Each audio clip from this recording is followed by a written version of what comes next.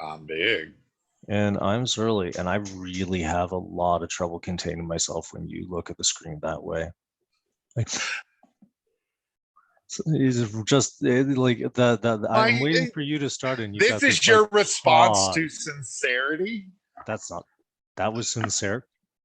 This is sincerity. That just kind of looks like serial killer to me. It's like I'm going to come through the screen at you. I'm sincerely ham-boning it for the camera, I suppose. See, that's not sincerity. That's ham That boning. is that ham. It's sincere ham-boning. But I'm hamming it up fully aware of indicates what I'm not doing. sincere from the start. It is sincere. I am staring into the souls of our audience, Jeff. I see you. I value you. I What is it? appreciate your listening. Thank you. See that Now, right there. before we go any farther in the spirit of capitalism, please take this opportunity to look down, click like, click share, send this to like somebody you really don't like. That's probably the best thing you can do. And just get the word out there. Oh, if we become toxically viral, like it's the only people that watch us are people that want to murder us, that would just be great, wouldn't it? That would actually be my preferred demographic. I know it would. That's why I'm saying, but we're never going, if we're just outraging people, the goal is to give people education and the language to discuss some of these topics that they haven't been exposed to, that two ridiculous nerds like us can't help but obsess over. And, you know, it's no different than the guy on Reddit who we don't know the name of, clearly I don't, who came up with that Jar Jar Binks is the Sith Lord theory. Yeah. It was like, you've never heard this? Good theory. It's an amazing theory. And it was like pages and pages, and it was well thought out, well researched. Yep. No. We're just Me and Steve have talked about this. But instead of applying it to Star Wars, we're applying it to the world we actually live in. Yep. It's nerd power. And not everybody has nerd power. Not everybody wants nerd power. Honestly, I would like to have like healthy human interpersonal relationships instead of nerd power, but I got nerd power. I think most people actually struggle with relationships a lot more than they let on. Sure, but I think that I would argue that both you and I probably have a larger challenge than the average human being. Most people don't give enough shits. Well, to socializing get too upset. Well, I mean, and now we're going to start the psychological sessions, part 1. See, as a child, Alex dealt with trauma. And as we know, trauma fucks with your brain. Stenosis. It so does. The first 2 years, if a child does not feel secure with their mother and develops an unusual attachment to their mother, their brain will develop in ways to cope with that. For Alex, it made him a fucking neurotic mess. Yeah. For me, almost dying as a baby, I really do think is like direct trauma that has affected me to this day. I would be surprised if my propensity for depression was not keyed in some way to almost dying as a kid. Well, I mean, you read the book, The Body Keeps Score, right? Yeah, The Body Keeps the Score. Great book. If you haven't read it, you're interested in trauma and how trauma can affect us at all. Yeah. And to be honest with you, go from there to learn about epigenetics and genetic trauma and how genetic trauma can be passed on. See, I mean, I'm firmly of the belief that a lot of what we see in psychological mental illness is environmental harms. So, I mean, I'm very much in line with this trauma idea. I think we actually have a probably societal level mental illness problem due to living in a society so brutal that it explicitly teaches us we don't even owe each other like food and shelter. So, I mean, we do not live in a caring society. We do not live in a society that supports each other the way communities typically did back in the day, because a community survived by being able to lean on each other. Instead, we're at each other's throats. And that's Part of this, what you're referencing, though, was an agrarian system. And agrarian systems are more overtly connected. I grow corn, you grow tomatoes, we trade corn and tomatoes. We both no. eat better because of it. Oh, no, no, no. I grow pigs, you sell me corn, Back to I give you tribal a pig. days, there's been no Sure, period in yes. human civilization where it took a community, where there's been no period up to now where an individual could survive outside of their community It's easily. incredibly rare, yeah. Like, if you from Social tribal structures days are forward, required for humans to succeed.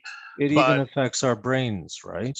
yeah, So, I mean, not being isolated actually has bad effects on people's health and other parts of brain development for children and as adults, and actually. the point I was driving towards is that World War II essentially traumatized the entire world. Yeah, it could have. Like, look at America, at the very least, traumatized America.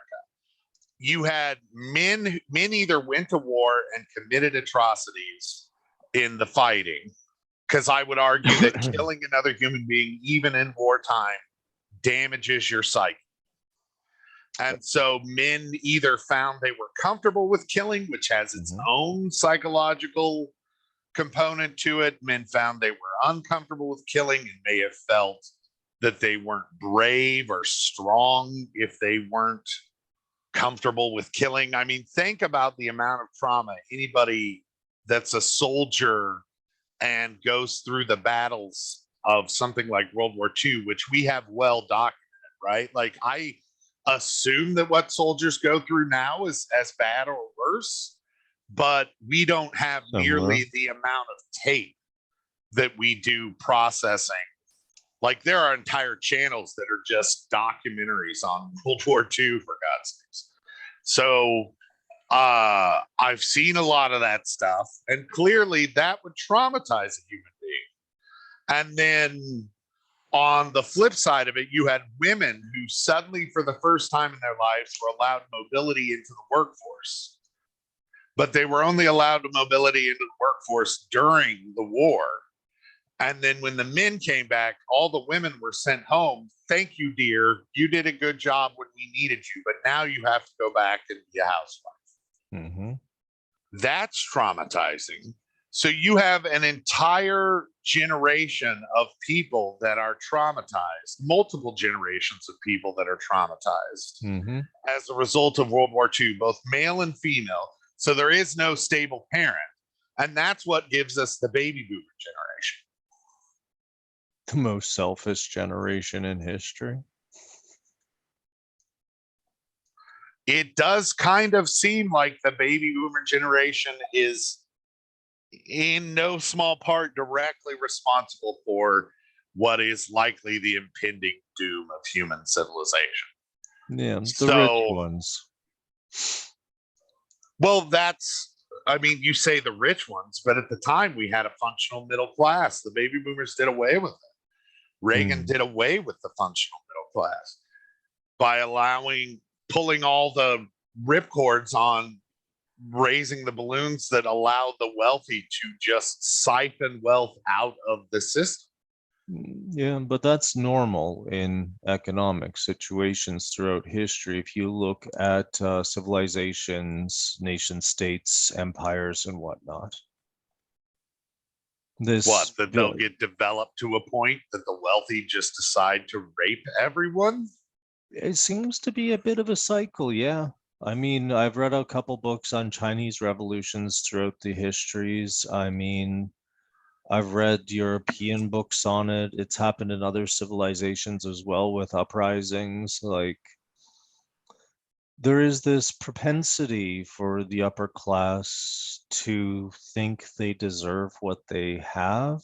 And I mean, then you have like the cultural influences like that we saw echoed in Freud, where he considered the poor another species.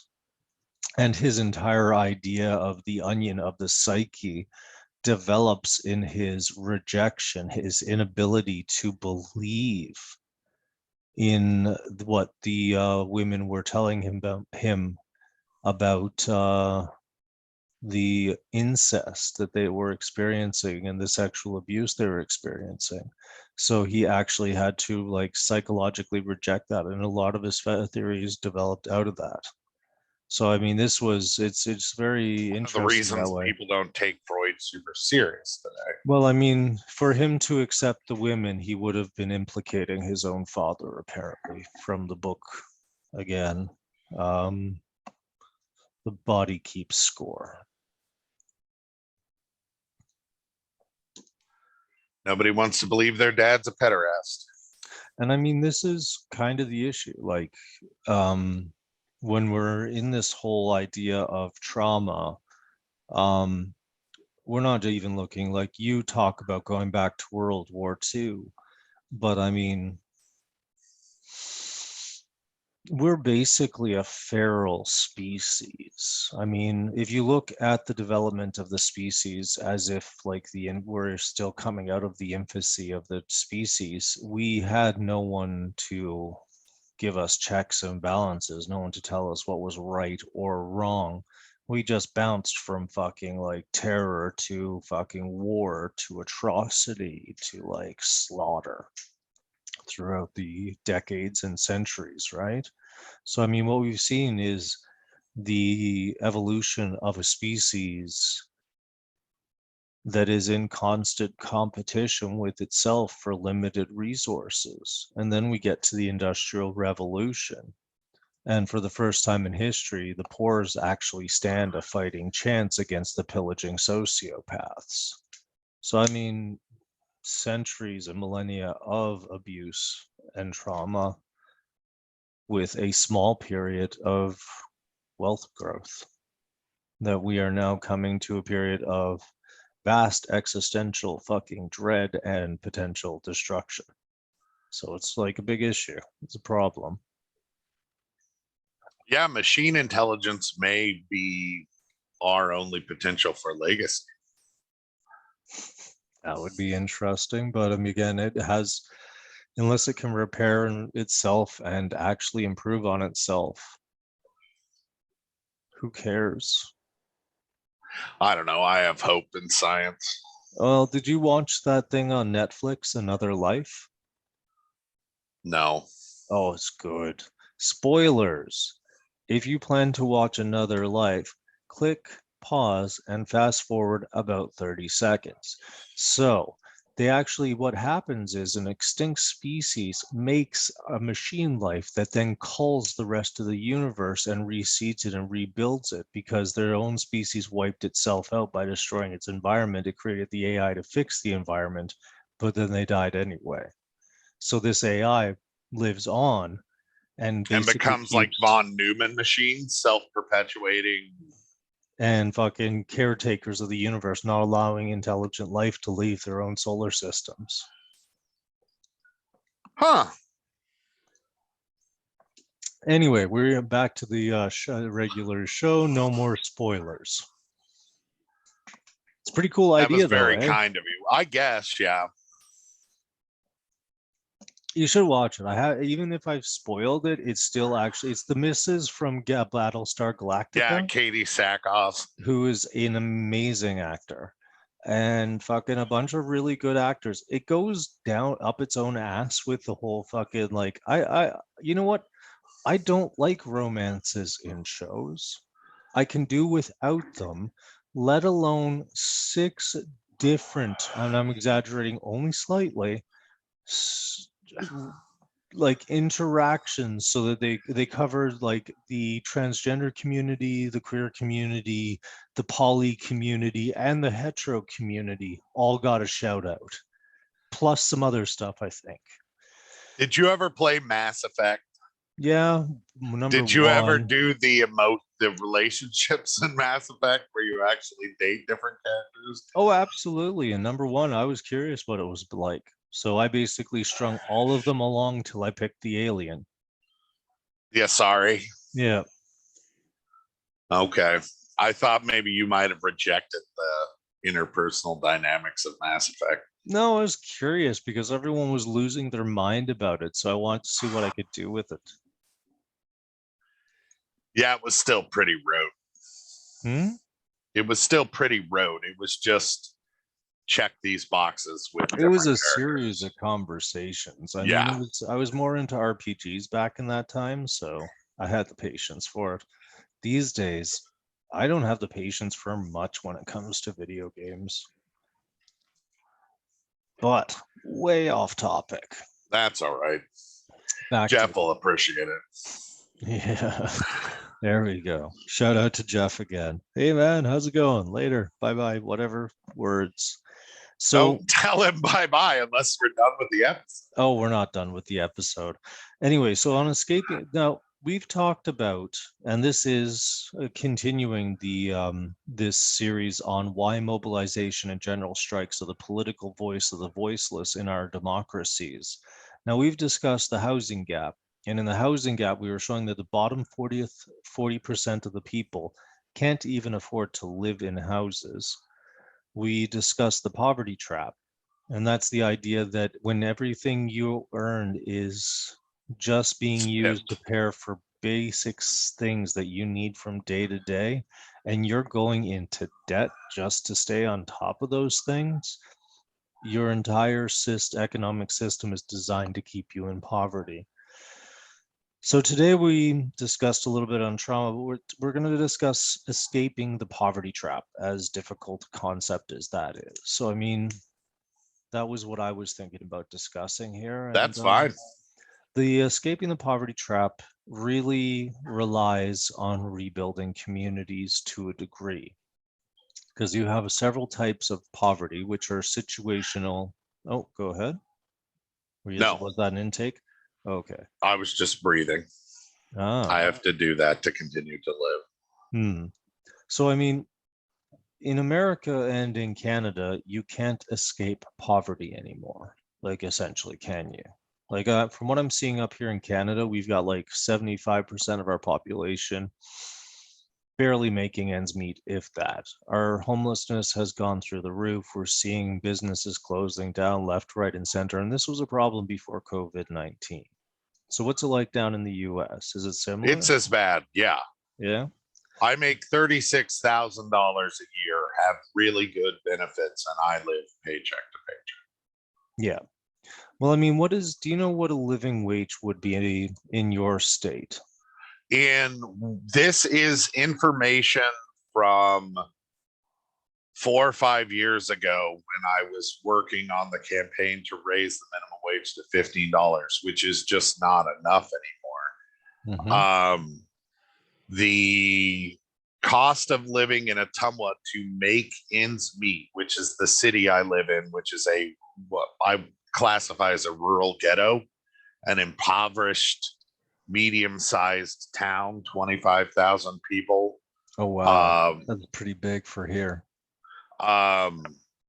the uh, you needed 1285 4 or 5 years Okay. ago, and I expect it's probably more like $13 to $14. Yeah, especially with the recent Not inflation. including, yeah, not including the recent inflation and gas Hmm. costs. So we may be looking more at like $14 to $15 an hour with recent increases in costs. Yeah. But the average apartment down here for a 1 bedroom apartment, if you are a Hmm. single adult, you're looking at $800 or $900 without utilities. If you're lucky, you might get like gas and water and sewer included. You But pay you'd for still have to sewer? pay. Yeah. You pay for water? Yes. Okay. But you would have to pay for electricity, which would be, unless your gas was covered, that would also be your heating, most likely. It's also Mhm. possible gas would just be your stove. Um, Okay. and so you're looking at another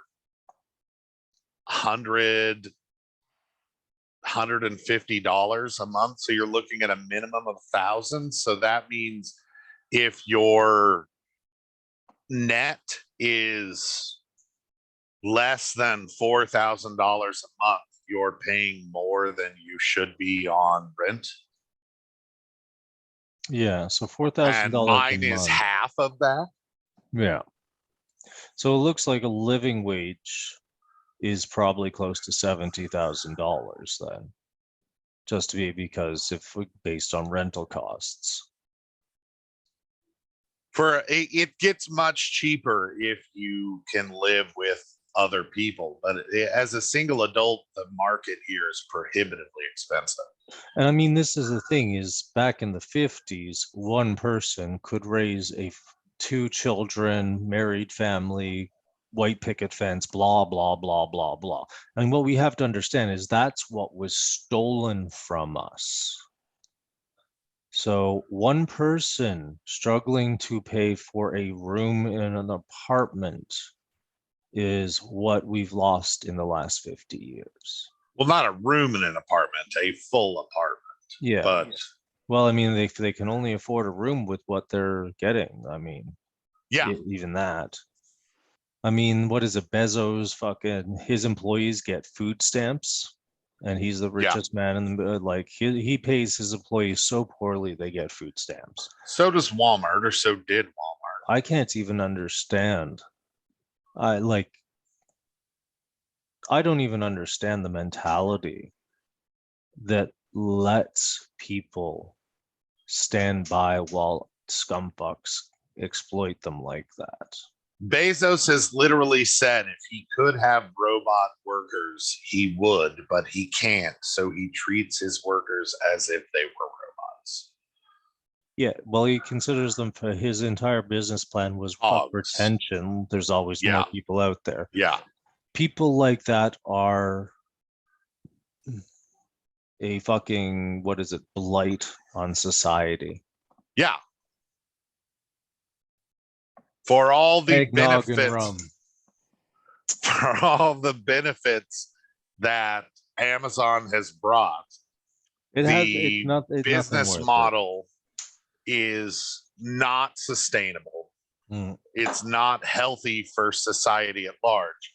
And this seems to be one of the threads that we have lost as a people, is the idea that the social fabric is something worth maintaining.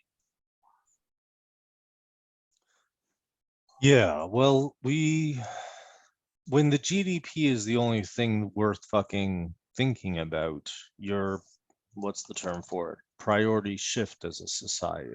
Sure. Well, and GDP isn't even a good standard because it only accounts for people who add economic value, not people who add social value, not people who add emotional value, not people who add entertainment value. It values only dollars. Yeah. And And I the mean, work that's a that's problem. attached to dollars and how that affects the economy at large. Yeah. Because I mean, that's the thing is an economy exists because there's surplus. You don't get surplus unless there's functioning communities. I mean, it is extremely problematic. I mean, so I mean, We need a little cherry in the corner that pops up and goes, ah, every time why? anybody says problematic. And it'll just be our word, our like scream word is just the word problematic. Ah, cherry.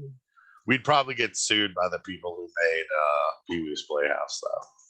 Oh, is that what that's from? Yeah. Okay. Cherry was the chair that like its Oh, I thought you arms meant. move like this. Yeah. That probably would get I'm us a sued. chair.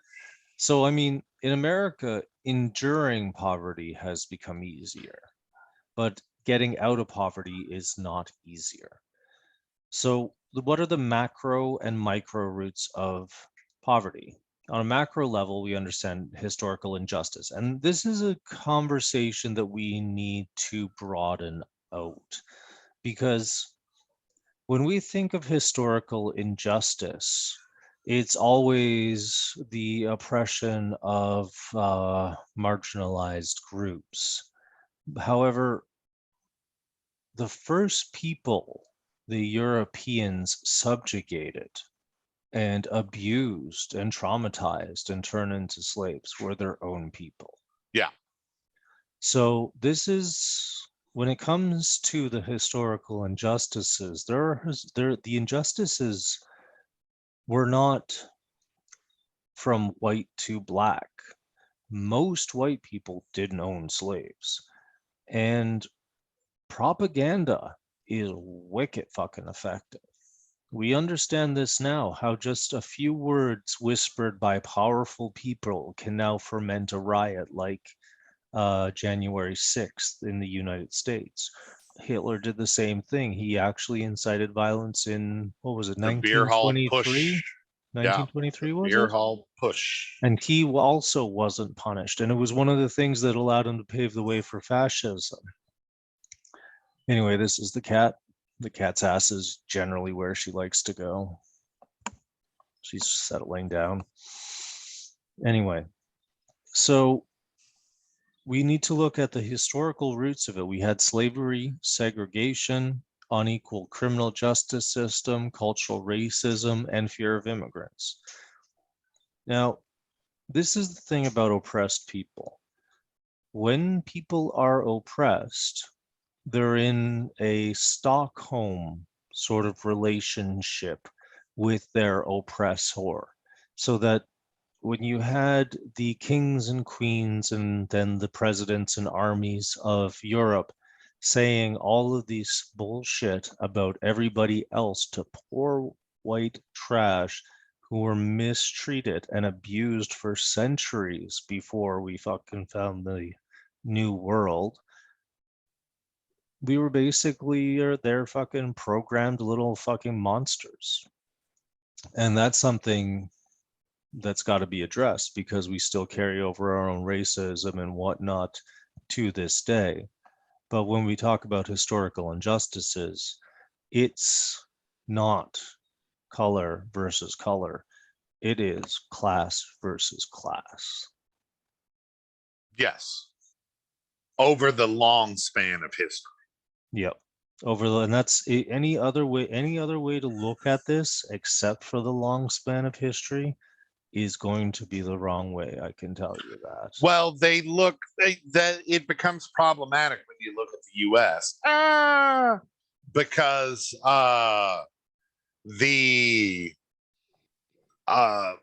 average white person was given economic advantage over the average black person. And so it became that class and race were somehow mixed together with behaviors like redlining, where they would not allow African American people to purchase homes in certain areas, or they would not provide loans for African American people if they wanted to purchase in certain areas, to community organizations where white people would literally, as a group, say, we have a homeowners association. That's where homeowners associations start, actually, is groups of homeowners organizing to keep black people out. Okay. And I mean, I'm not denying any of these problems. I'm not even saying that.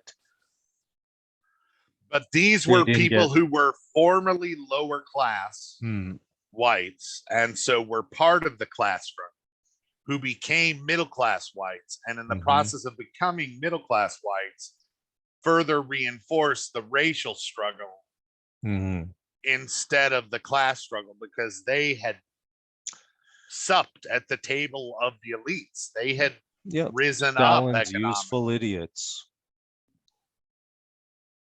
Or the silent majority. No, that's just a dog whistle thing. Sure. It's Stalin's useful idiots. They are the people who were given a few crumbs to fucking hate on other folks.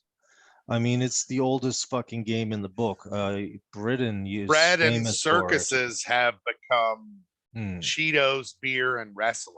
Well, I mean, if you look at Britain, when they invaded places in colonial times, they would segregate the population, lift one up, put one down, and then that's how they kept them in control. They did it in India, they did it down in Africa. It was a fucking habit.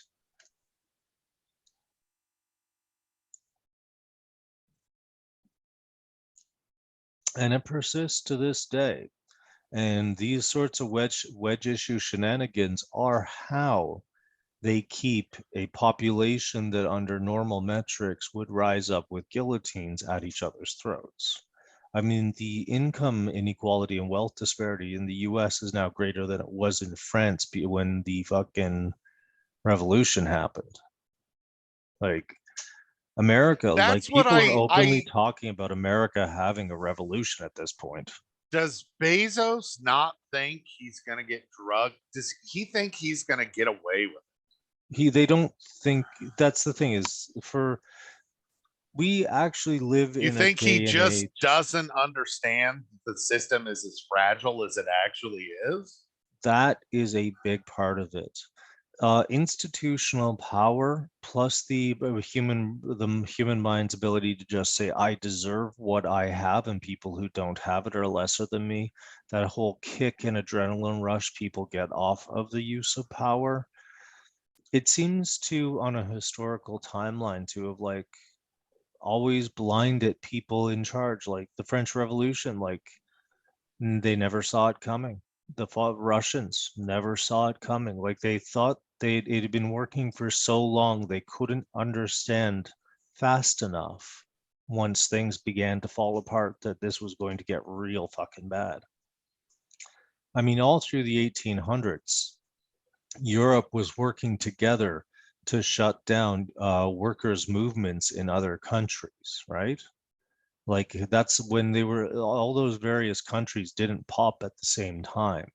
Like those human rights movements that happened all across Europe during the 1800s happened sometimes decades apart. Well, and we're seeing that globally all at the same time right now. No country can help the other country. Well, right now, we're actually seeing more of a collaboration between government and tech giants to try to slow this down. But I mean, we are now at the point where it's going to be compromise or burn. Like people are fed up. It's getting kind of crazy. Like not all countries are that far along, but America is, and various parts of Europe are like in dangerous shape. Well, this is a good segue into talking about Striketober then, Mm-hmm. where we've had in I think it started in August, but it may have been September.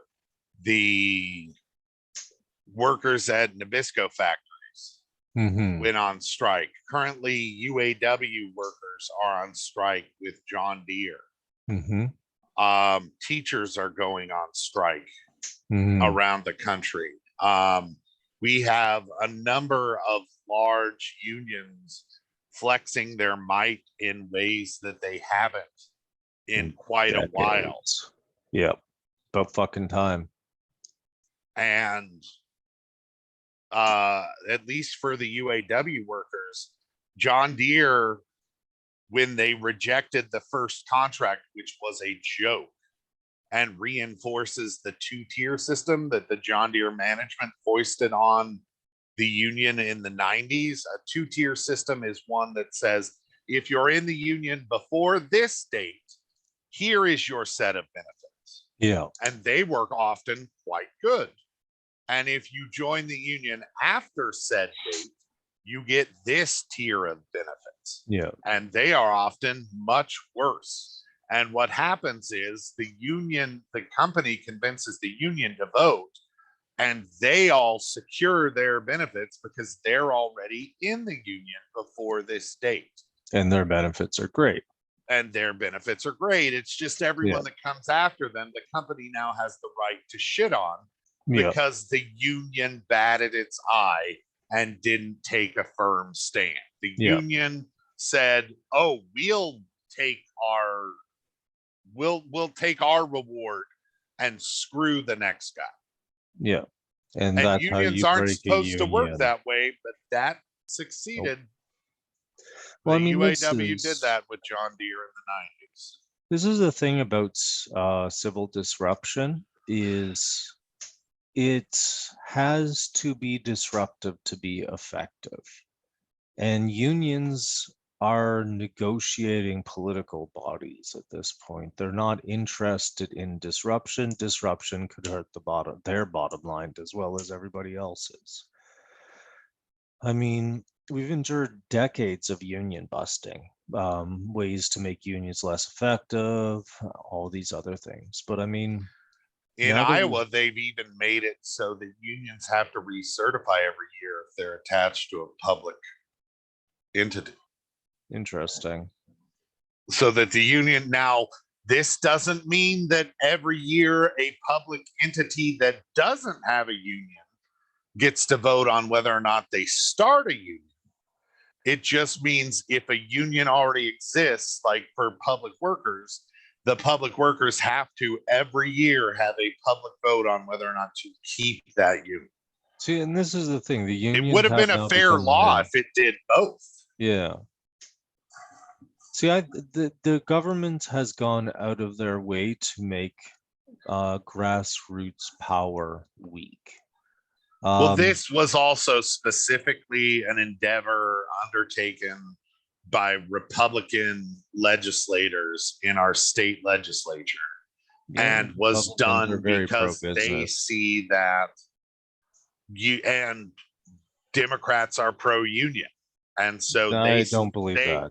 It's it's not true, but it's seen as it. I don't think Republicans are really pro-business. Republicans are pro-fascism, and Democrats are pro-business by today's standards. Republicans don't want business.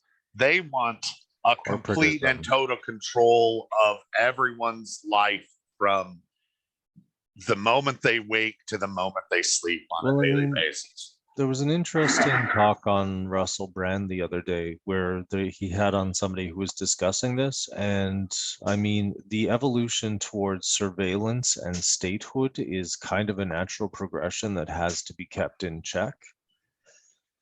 Left to its own devices, states want as much information as possible. It makes them feel safe. It makes them feel in control, even if it's an illusion. But when it comes to unions and the Democrats, both parties are corporate-centered parties. And I mean, another better name for fascism is corporatism.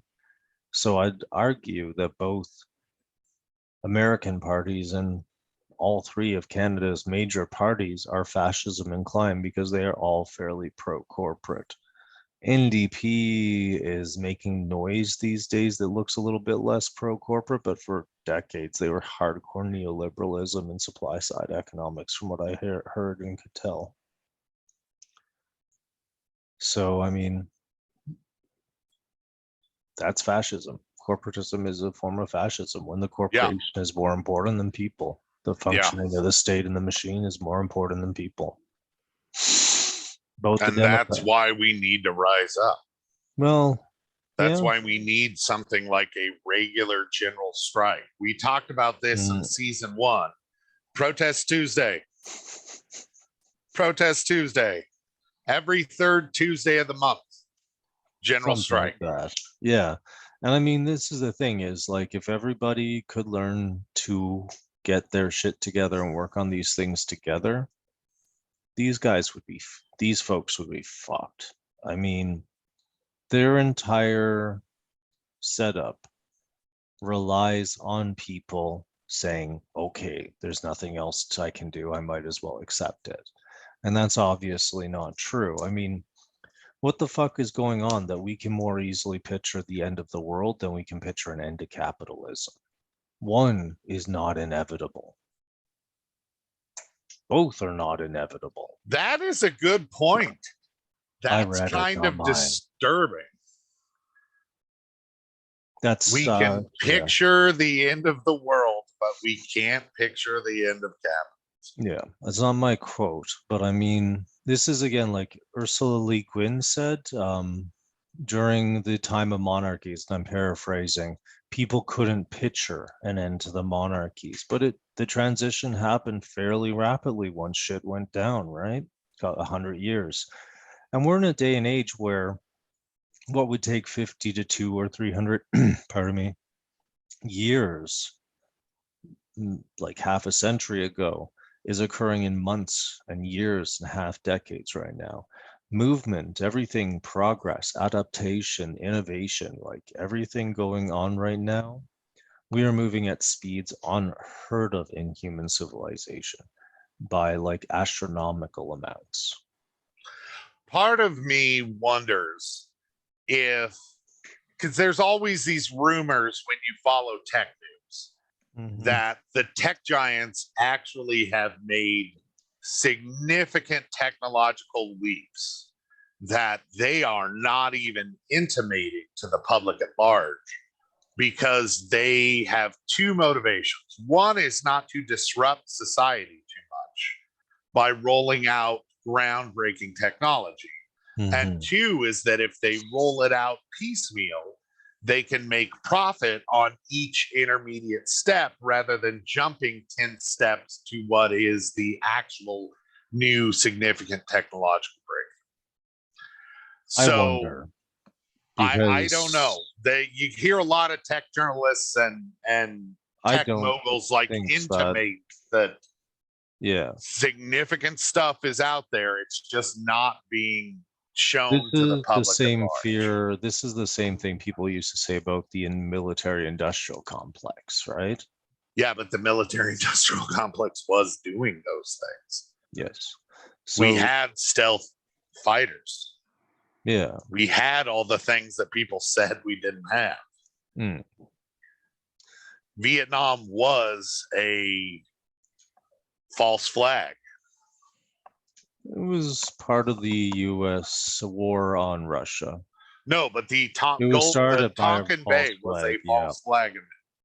Yep. And people said that for years, and then eventually it came out that it was true. So just continue on this thought experiment with me. If there is significant technology, what somebody like Bezos would not only have access to it, he would know about it, and he would be funding it. Yeah. And so if maybe they have figured out how to upload consciousness, maybe that's their end game, is to go be live honest in with you, robot bodies on Mars. I don't think they got it. I think the human brain is still not understood well enough. I don't know, man, because otherwise I just hate to believe that they're like, we always use the image, or historically would use the I image with actually these heard. people, the ostriches with their heads in the sand. Yeah. But this is more like an ostrich where the neck curls all the way around and sticks in its own ass, because they are guaranteeing their own destruction. They're not just ignoring a threat. They are ensuring the threat comes to pass. They're trying to escape it. That's why I wonder if the reason they're not nervous is that they have an out. Maybe they think they do. The thing is once shit goes up in flames, it's going to go up in flames. None of their bunkers are going to protect them. The other side of it is, I don't really think they believe in how bad the climate change destruction is going to be. We had a tornado, Yeah. or not a tornado, a hurricane in Iowa. Now, I don't know, for those of you that are geographically challenged, Hi. Imagine the picture of the United States, right? Iowa's right here. We're So, in the middle.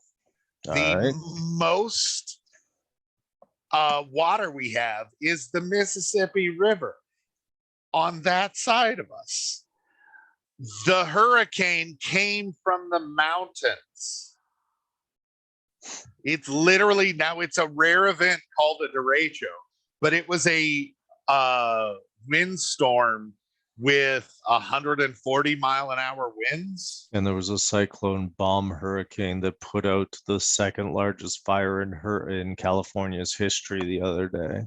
Lucky accident, but Yeah. it's a hurricane in Iowa. Like, if that doesn't cause people to wake up, oh, there was a hurricane in Florida. Well, Florida has hurricanes. No, this one was really bad. No. There's a hurricane for Canadians. This would be a hurricane in Manitoba. Yeah. In the center of the landmass. Hopefully our friends and viewers do. This is the thing, is we have now had Canadians die for a definite climate induced like, what is it called, extreme weather event this summer. We had people dying from the heat and things like that. And I mean, I think honestly that they are rushing to get off the planet. And without Earth, the solar system doesn't survive. Nothing in the solar system survives, which means it's probably a Hail Mary to another planet. I don't think they found a way to reliably upload human consciousness in a way that doesn't require a legion of humans for upkeep. Yeah, that's the only hope. Uploading human consciousness if the planet becomes unfeasible for survival. Well, I mean, Paulo Bacigulpi, I'm probably slaughtering that name, wrote an interesting short story whereby humanity let the planet fall into just complete chaotic disarray because they discovered nanotech and replaced all the cells in their body with nanotech, to the point where every human that was alive at that point was converted into a nanotech creature. And there would be no more humans born. Just now we are immortal robot nanotech constructs. Oh, I guarantee you there's some of those fucking tech freaks hoping that. I don't know, man. It's disturbing. I know they're building bunkers. I know they're trying to like explore space. What we need to do is make 50% of the planet penis-shaped rockets. Everything's a penis shaped if it's long and cylinder enough for you. But yeah, that's kind of ridiculous. Everything has a head on top of it. It's bad. Like, someone brought Jeff Bezos' designs and he said, no. I want it to look like me, like a dick. Oh, well, yes. Bezos, bald men in general. Hey. What? Bald men are phallic. I guess. I shave my head. I don't know. Do you have a tiny little, divot or fold at the very top? Where the brain plates? No. Yeah. No, I don't. Your soft spot. My brain plates fused well. Thank you very much. There you go. So this brings us well, round we have circle. now. Yeah, I think. I think when we've devolved into discussing the phallicness of bald men, yeah, we wrap it up or move on. Well, why don't we wrap it up? Because we've actually been at this fairly long. So I mean, 45 minutes. Sorry, Jeff. This is a long one. Yeah. So I mean, or you're welcome, Jeff.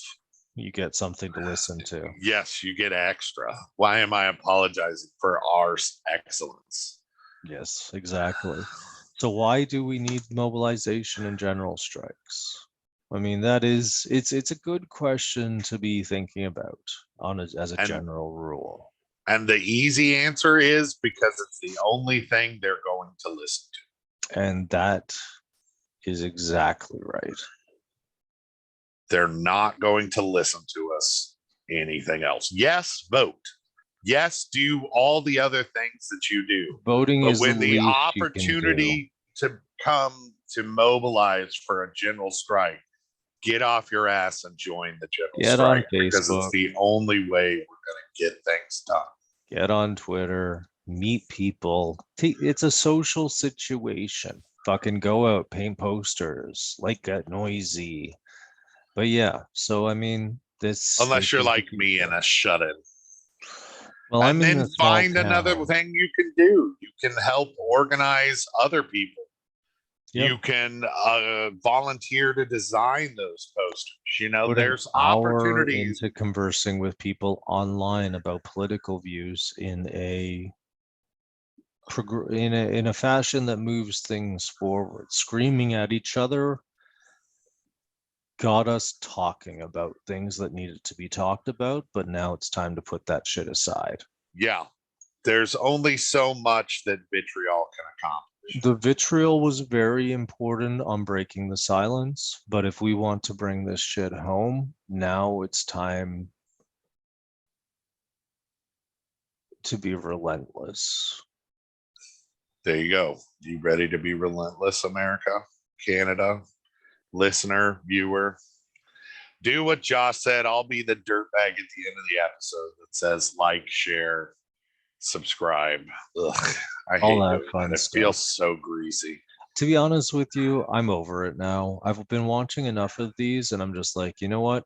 Fuck it. If But I also that's how you feel get like, hurt, isn't this how? Doesn't everybody know that at this point? Do we really need to remind them? it reminds me to hit like when I'm in the middle of an episode. Okay, fair I enough. don't auto hit like, so.